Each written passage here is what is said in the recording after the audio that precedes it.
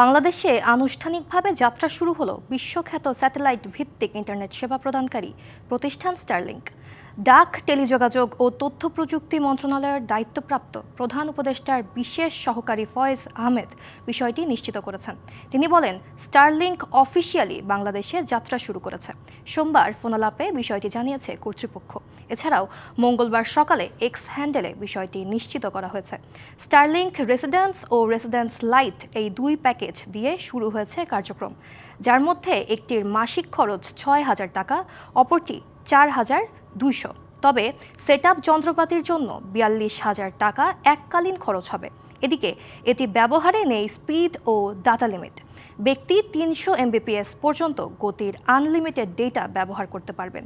বাংলাদেশের গ্রাহকরা আজ থেকেই অর্ডার করতে পারবেন। যেসব এলাকায় এখনও ফাইবার কিংবা দ্রুতগতির ইন্টারনেট সেবা পৌঁছেনি, সেখানে কোম্পানিগুলো ব্যবসা সম্প্রসারণের সুযোগ পাবেন। এনজিও, ফ্রিল্যান্সার এবং উদ্যোক্তারা বছরব্যাপী নিরবচ্ছিন্ন উচ্চগতির ইন্টারনেটের নিশ্চয়তা পাবেন। নগদ পেমেন্টে ৫০০ টাকা পর্যন্ত ক্যাশব্যাক আর লেনদেনে প্রতিদিন ডিপ ফ্রিজ এবং ঘন্টায় ঘন্টায় এসি, টিভি সহ দারুণ সব গিফট।